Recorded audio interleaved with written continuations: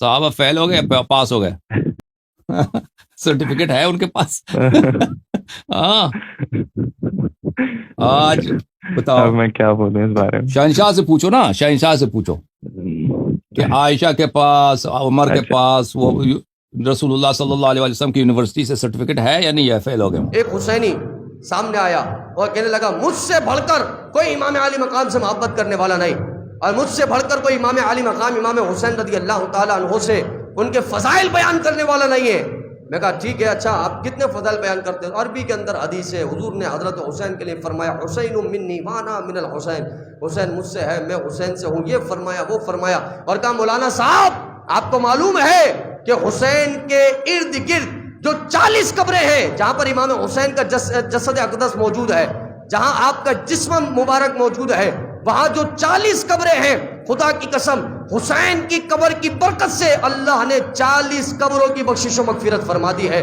میں کہا یہ کوئی بڑی بات نہیں حضور والا، یہ بات تو میں سر تسلیم کرنے والا اور اس کو فخر سمجھتا. تو 40 کہتا ہے، میں تو اس سے بھی زیادہ سمجھتا کہ میرا حسین ایسا بابرکت ہے کہ جس زمین میں ابھی اس وقت حسین موجود ہے اس کی برکت سے اس کے ارد گرد والوں کو اللہ نے بخشش و مغفرت کے پروانے عطا فرما دیے ہیں. وہ کہنے لگا جی ہاں ایسا ہی ہے. تو میں نے کہا اب مجھے صرف اتنا بیان کر کہ حسین بڑا ہے یا حسین کے نانا بڑے ہیں. کہنے لگا حضور والا کیسی بات کرتے ہیں، ہمارا ایمان ہے محمد رسول اللہ اعلیٰ ہے. میں نے کہا تو 3 مرتبہ اللہ کی قسم کھا کے یہ بات کہے. وہ کہنے لگا اللہ کی قسم حسین سے بڑا مرتبہ محمد رسول اللہ کا ہے، حسین سے بڑا مرتبہ محمد رسول اللہ کا ہے، حسین سے بڑا مرتبہ محمد رسول اللہ کا ہے. خدا کی قسم عقیدہ درست کر رہا ہوں، بات سمجھ آ جائے آپ نے مجھے دعائیں دینی ہے.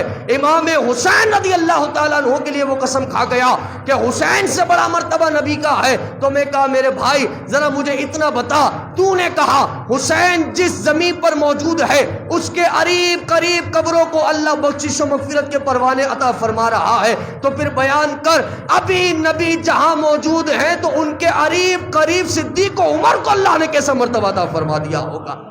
بات سمجھیے حضور والا، بات سمجھنے والی ہے، بات تسلیم کرنے والی ہے. جب حسین سے بڑا مرتبہ نبی کا ہے تو اب صدیق و عمر کے بارے میں کوئی کہہ جائے اور کہے میں حسین ہی ہوں لیکن صدیق و عمر کو نہیں مانتا، تو پھر تو حسین کو ہی نہیں مانتا.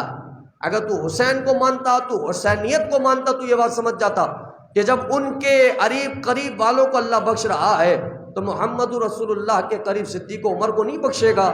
ان کو کیسے اللہ تبارک و تعالیٰ اجر و ثواب عطا فرمائے گا، کیسا عروج عطا فرمائے گا. تو دونوں پارٹیاں، دونوں طبقوں سے ہمارا کوئی تعلق نہیں حضور والا، کوئی تعلق نہیں ہے. یہ محرم الحرام ختم ہونے والے اپنے عقائد درست کریں، عقائد. دونوں طبقوں سے کوئی تعلق نہیں ہے. اور علماء کی صحبت میں جائیں تو ان سے کہیں حضور آج کا دور کرامت سنانے کا نہیں ہے، ہم کرامت اولیاء کی مانتے ہیں، امام حسین سب کی مانتے ہیں. آج کا دور اپنے عقیدے بچانے کا ہے، آج کا دور اپنے ایمان بچانے کا ہے. اب اپنے ایمان بچائیے اور ان سے پوچھیں، مجھے بیان کیجئے رسول اللہ نے کن کن طبقوں سے دور رہنے کا منع کیا.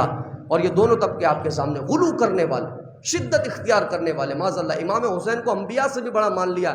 بھئی ہمارا ان سے کوئی تعلق نہیں. امام حسین کا مرتبہ بڑا اعلیٰ، لیکن کسی نبی سے بھی کوئی غیر نبی افضل نہیں ہو سکتا، ہو ہی نہیں سکتا ہے، ممکن ہی نہیں ہے.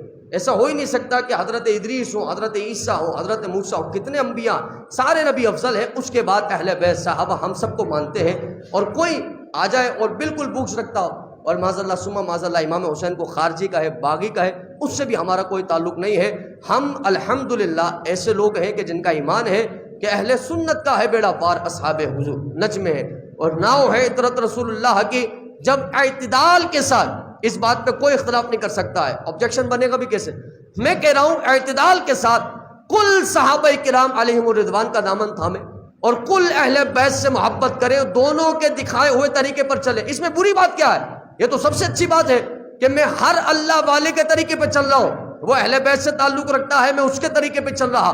وہ صحابہ سے تعلق رکھتا ہے، میں اس کے طریقے پر چل رہا. یہی اعتدال ہے اور یہی سیدھا رستہ. اسی رستے پر قائم رہے. وآخر دعوانا الحمدللہ.